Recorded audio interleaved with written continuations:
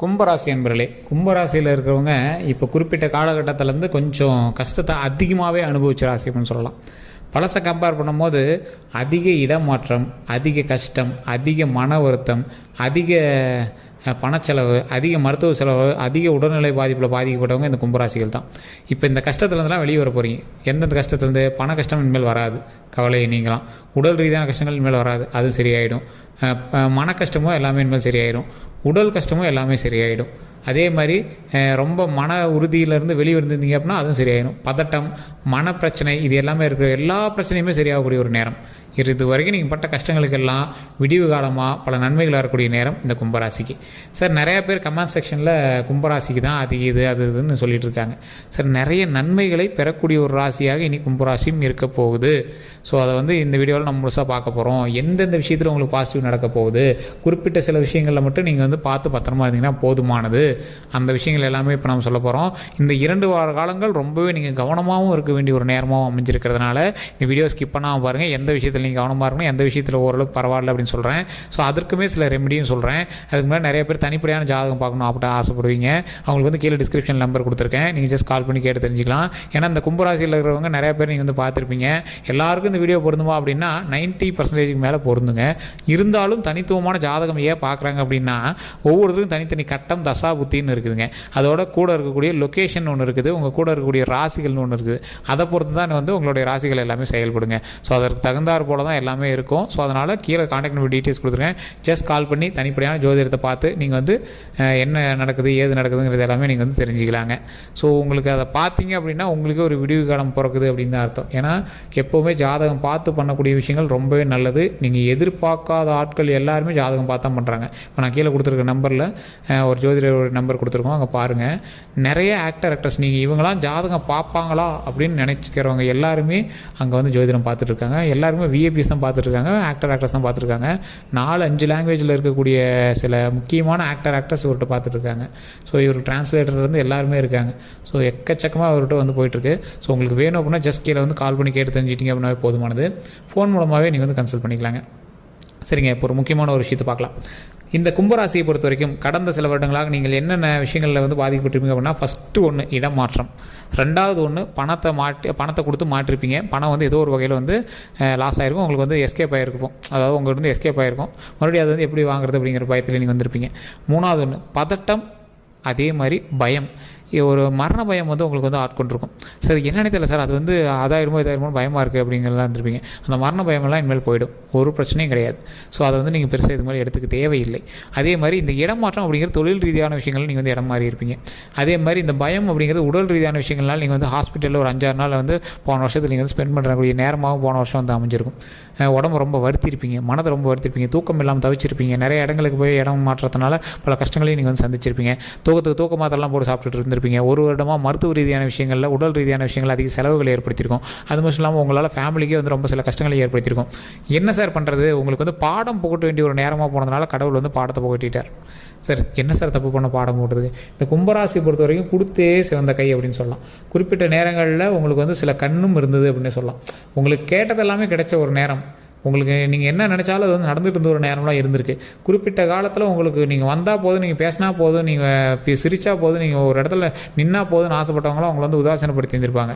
அந்த காலகட்டத்தில் நீங்கள் எல்லாத்தையும் புரிஞ்சிருப்பீங்க.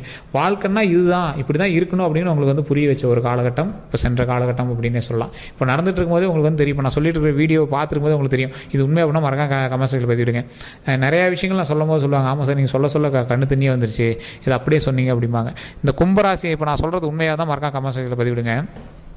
கும்பராசியை பொறுத்த வரைக்கும் கரெக்டாக 2014 சம்திங்கில் இந்த கும்பராசி 2014 முன்னாடிலாம் நீங்கள் போனால் கையெடுத்து கும்பிட்டுட்டு இருந்திருப்பாங்க. அந்த 2014 அப்புறம் உங்களுக்கு கொஞ்சம் கொஞ்சமாக ஃபினான்ஷியலாக டவுன் ஆகிருப்பீங்க. அந்த 2014 முடிஞ்சு 2020 சம்திங்லாம் வரும்போதெல்லாம் உடல் ரீதியான விஷயங்களில் ஒரு இடத்துல அப்செட் ஆகிருப்பீங்க. உடல் ரீதியான விஷயங்கள் அந்த 20 தாண்டி அதுக்கப்புறம் வந்திருப்பீங்க. வீடு கட்டாமல் இருந்தீங்க, வீடு கட்டியிருப்பீங்க. தொழில் ரீதியான விஷயங்கள் 1-2 அமைச்சிருப்பீங்க. குழந்தை இல்லாதவங்க குழந்தைகள் பிறந்திருக்கும், கல்யாணம் கல்யாணம் ஆயிருக்கும். ஸோ இந்த மாதிரி விஷயங்கள் நடந்துகிட்டு இருக்கும்போது திடீர்னு ஒரு இடத்துல உங்களுக்கு இடமாற்றம் நடந்திருக்கும். கரண்ட் ஒரு 3 வருடம் 4 வருடத்தில் ஒரு இடமாற்றம் நடந்திருக்கும். இடமாற்றம் அதுக்கு முன்னாடி வந்து பார்த்திங்கன்னா மருத்துவ ரீதியான விஷயங்கள் கண்டிப்பாக பண்ணிட்டு தான் இருந்திருப்பீங்க. அதே மாதிரி உங்களுக்கு மாத்திரை மருந்து செலவு இது எல்லாமே போயிட்டு தான் இருந்திருக்கும். ஒரு 3 வருடத்துக்கு முன்னாடி ஒரு இடமாற்றம், இந்த 3 வருட காலகட்டங்களில் ஒன்றே போன வருஷமாக இருக்கலாம், இல்லை அதுக்கு முன்னாடி வருஷமாக இருக்கலாம், இந்த சம்திங்கில் உங்களுக்கு வந்து ஒரு இடமாற்றம் நடந்திருக்கும். அந்த இடமாற்றம் நடந்ததுலேருந்து உங்களுக்கு மிகப்பெரிய கஷ்டத்தை சந்திச்சிருப்பீங்க. லைஃபே வெறுக்கிற அளவுக்கு வெறுத்திருப்பீங்க. உடல் ரீதியாக, வண்டி ரீதியாக, வாகன ரீதியாக, நிறைய நில பிரச்சனையில், நிறைய இடத்துல அமௌண்ட் கொடுத்து லாக் ஆகி, ஒரு இடத்துல பணத்தை கொடுத்து ஏமாந்து, சில இடத்துல ஏதோ ஒரு லேண்டு இது பண்ணுறீங்க, லேண்டு சேல் பண்ணலான்னு பார்த்துருப்பீங்க, இல்லைனா நகை சேல் பண்ணலான்னு பார்த்துருப்பீங்க, ஏதோ ஒரு விஷயத்தில் வந்து லாக் ஆகிருப்பீங்க. அது என்ன அப்படின்னா, நீங்கள் அதனால் ஒரு தப்பும் கிடையாதுங்க. உங்களுக்கு வந்து ஒரு ஏற்ற இறக்கமான லைஃப் எல்லாத்துக்கும் தேவை. கும்பராசி பொறுத்த வரைக்கும் சின்ன வயசுலேருந்து சில கஷ்டங்கள் சந்திச்சிருந்தாலும் இதை விட பயங்கர கஷ்டத்தை நீங்கள் சந்திச்சிருப்பீங்க. ஆனால் இப்போ இருந்து நீங்கள் சந்தித்த கஷ்டம் உங்களோட வாழ்க்கையினுடைய உச்சக்கட்ட கஷ்டத்தெல்லாம் நீங்கள் வந்து சந்திச்சிட்டிங்க. அதனால் இனி கவலைப்பட தேவையில்லை. மன உறுதியாக உங்களை வந்து வெளியே பார்த்து உங்களுக்கு இதுதான் லைஃப், இப்படி தான் இருக்கணும் அப்படின்னு உங்களுக்கு வந்து சொல்ல வைக்கக்கூடிய ஒரு நேரம். கல்வி ரீதியாகவும் சரி, மன ரீதியாகவும் சரி, தொழில் ரீதியாகவும் சரி, எந்த ஒரு ப்ராப்ளமும் இல்லாமல் வருமானத்திற்கான ஒரு காலகட்டம் இருக்குது. அப்படிங்கும் போது உங்களுக்கு இப்போயுமே பாருங்கள், உங்களுக்கு வந்து கடனில் இருப்பீங்க, எல்லாமே இருக்கும். அதுக்கு தகுந்த கூட வருமானம் வந்துட்டு தான் இருக்கும். உங்களோட மன பயத்தினாலையும் தொழில் பயத்தினாலையும் உங்களுக்கு ஏதோ ஒரு சின்ன சின்ன பதட்டத்தினாலையுமே தான் கடனை சீக்கிரம் அடைக்கணும், அந்த பணத்தை வந்து எப்படியோ சரி பண்ணணும் அப்படிங்கிற ஒரு பயத்திலே நீங்கள் வந்து பயந்துட்டு இருப்பீங்க. சார், கும்பராசியை பொறுத்த வரைக்கும் உங்களை வந்து ஜீரோக்கே விடாது கடவுள். ஏன் அப்படின்னு கேட்டிங்கன்னா, உங்களுக்கு தகுந்த பேக்கப் அங்கங்கே இருக்கும். நீங்கள் கவலையப்பட தேவையில்ல. வருமானமும் உங்களுக்கு அங்கே வந்துகிட்டே இருக்கும். ஆனால் உங்களோட பயத்தினாலேயே நீங்கள் சீக்கிரம் அதை பண்ணணும் அப்படின்னு ஆசைப்படுவீங்க. அதுவுமே நீங்கள் சிறப்பான விஷயம் தான், ஒன்றும் தப்பு இல்லைங்க. கடனை சீக்கிரம் கட்டுறது தப்பு இல்லை. அதுக்கு ஏதோ ஒரு நகையோ இல்லை ஏதோ நீங்கள் வந்து சரி பண்ணிவிட்டு நீங்கள் பண்ணுறீங்க அப்படின்னா தப்பு இல்லைங்க. அது ஒன்றும் பிரச்சனை கிடையாது. என்னைக்கு இருந்தாலும் அது நீங்கள் வந்து சம்பாரிச்சிருவீங்க. இந்த காலகட்டம் உங்களுக்கு பாடம் போகட்ட வேண்டிய காலகட்டம் அப்படிங்கிறதுனால பாடம் போகட்டுது. ஏதோ ஒரு சின்ன இதை வந்து நீங்கள் மிஸ் பண்ணீங்க அப்படின்னா போதுமானது. அப்படின்னா அந்த சின்ன சின்ன இழப்புகளையே நீங்கள் வந்து சந்திச்சிருப்பீங்க. அப்படின்னா இப்போ ஏதோ நகை இது பண்ணுறோம், இல்லை லேண்டு சேல் பண்ணி இது பண்ணுறீங்க, இல்லை ஏதோ ஒரு பேங்க்கில் கொண்டு போய் நகை வைக்கிறீங்க, இல்லை ஏதோ ஒரு வகையில் தொழில் ரீதியான விஷயங்களுக்காக தொழிலை வந்து இது பண்ணுறீங்க, சரி பண்ணுறீங்க. அப்படி இல்லைன்னா ஏதோ ஒரு வீடு ஆல்ட்ரு பண்ணுறீங்க, இல்லை இடமாற்றத்திலே நீங்கள் வந்து சரி பண்ணி வேறு இடத்துல வந்து சரி பண்ணுறீங்க அப்படின்னா அது ஒன்றும் பெரிய பிரச்சனைலாம் இல்லைங்க. அந்த விஷயத்தினால பெரிய கண்டங்கள் தப்பிக்குது. பெரிய கண்டத்துலேருந்து நீங்கள் தப்பிக்கிறீங்க. ஸோ அவ்வளோதான். மற்றபடி உங்களுக்கு எந்த ஒரு ப்ராப்ளம் கிடையாது.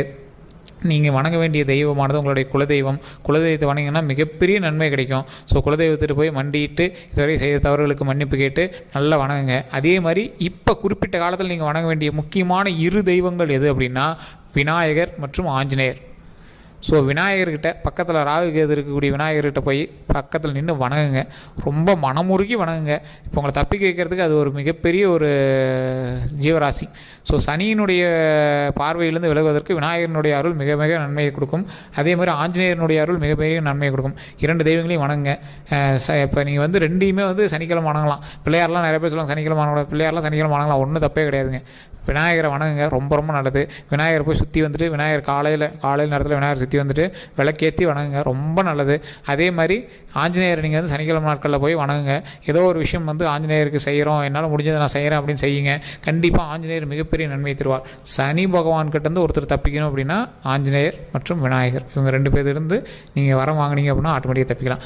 அதே மாதிரி உங்கள் வீட்டில் இருக்கிற முன்னோருக்கு சாப்பாடு போடுங்க. இறந்ததுக்கப்புறம் காக்காய்க்கு சோறு வைக்கிறது வேறு. வாழும் போதே உங்களோட முன்னோருக்கு, உங்களுடைய ரத்த சம்பந்தமான முன்னோர்களுக்கு, வயதானவர்களுக்கோ யாரோ ஒருத்தருக்கு நீங்கள் சாப்பாடு போட்டுட்டு இருந்தீங்க அப்படின்னா எந்த ஒரு ப்ராப்ளமே வராதுங்க. ஒரு மிகப்பெரிய சீக்கிரட்டே அதுதான். நிறையா பேருக்கு தெரியாத ஒரு விஷயம். வயசானவங்களுக்கு சோறு போட்டுட்டு இருந்தீங்க அப்படின்னா உங்களுக்கு எந்த ஒரு ப்ராப்ளமே வராது. 7.5 சனியில் இல்லை சனி பகவானோட காலகட்டத்தில் எந்த ஒரு பிரச்சனையுமே தராத ஒரு காலகட்டம் அப்படின்னா உங்களுடைய முன்னோர்களுக்கு நீங்கள் சோறு போடுவது. இறந்த முன்னோர்களுக்கு வந்து சாமி படையல் போட்டு ஒரு நாள் கும்பிட்றதெல்லாம் வேஸ்ட்டு. அது நீங்கள் அப்படி கும்பிட்றீங்க அப்படின்னா, நீங்கள் அதுக்கு முன்னாடி செய்யாமல் விட்டுருந்தீங்க அப்படின்னா செஞ்சிங்கன்னா ஓரளவுக்கு பரவாயில்ல. அதே மாதிரி வருடத்திற்கு ஒரு டைம் நீங்கள் வந்து செஞ்சீங்க அப்படின்னா ரொம்பவே பரவாயில்ல. அதுவே உயிரோடு இருக்கும் போதே எங்களுக்கு செஞ்சோம் அப்படின்னா ரொம்ப ரொம்ப ரொம்ப ரொம்ப ரொம்ப நல்லதுங்க. எங்கள் மனசார வயிறார உங்களை வாழ்த்தணும். எங்களோட ரத்தம் திறந்து தான் நீங்கள் வந்தீங்க அப்படின்னா அவங்க வாழ்த்தும் போது மிகப்பெரிய நன்மை கிடைக்கும். இதை நீங்கள் செஞ்சு பாருங்கள். உங்களுக்கு ஒரு வாரத்திலே உங்களுக்கு ஒரு சில சின்ன சின்ன வேரியேஷன் உங்களுக்கு தெரிய ஆரம்பிக்கும். அதன் மூலமாகவே ஆமாம் இவர் சொன்னது உண்மை அப்படின்னு நீங்கள் வந்து ப்ரூவ் பண்ணிடுவீங்க. ஸோ இதை நீங்கள் பண்ணிவிட்டு கடவுள், அதாவது நான் சொன்ன 2 கடவுளை கண்டிப்பாக வணங்க. ஃபஸ்ட்டு குலதெய்வத்தை வணங்கிட்டு அதற்கு பிறகு விநாயகரையும் ஆஞ்சநேயரையும் வணங்க. ஓம் விநாயகரே போற்றி, ஓம் விநாயகரே போற்றி, ஓம் விநாயகரே போற்றி அப்படின்னு விநாயகர் முன்னாடி 9 தடவை சொல்லிவிட்டு விநாயகரை 3 டைம் அல்லது 9 டைம் சுற்றி வாங்க. ரொம்ப நன்மை தரும். ஆஞ்சநேயர் கோயிலுக்கு போனீங்க அப்படின்னா ஓம் ஆஞ்சநேயரே போற்றி, ஓம் ஆஞ்சநேயரே போற்றி, ஓம் ஆஞ்சநேயரே போற்றி அப்படின்னு சொல்லுங்கள். சொல்லி அந்த சாமியை வணங்கிட்டு துளசி மாலை முடிஞ்சால் துளசி மாலை வாங்கி போட்டு வணங்கிட்டு வாங்க. ரொம்ப நல்லதுங்க. அது உங்களுக்கு அதோட வித்தியாசம் வந்து நீங்கள் வணங்கினதுக்கு பிறகு தெரியும், உங்களோட முன்னோர்களுக்கு சாப்பாடு போடும்போது தெரியும். இந்த 2 விஷயத்தை நீங்கள் பண்ணீங்க அப்படின்னா மிகப்பெரிய நன்மை நடக்கும். இப்போ நான் சொன்னது எதுவுமே ரொம்ப உங்களுக்கு செலவும் அதிகம் கிடையாது, டைமும் உங்களுக்கு வேஸ்ட் ஆக போகிறதில்ல. செஞ்சிங்கன்னா ரொம்ப மிகப்பெரிய நன்மை கிடைக்கும். இதை செஞ்சு பாருங்கள். இல்லை சார் சனிக்கிழமை டைம் இல்லை, மற்ற நாட்களுக்கு மூலமாக எந்த நாட்களில் வேணாலும் நீங்கள் போய் கும்பிடலாம். அதை போய் பக்கத்தில் நின்று நீங்கள் வணங்குறதை பொறுத்து மட்டும்தான் இருக்குது, உங்களுக்கு எந்த ஒரு ப்ராப்ளம் கிடையாது.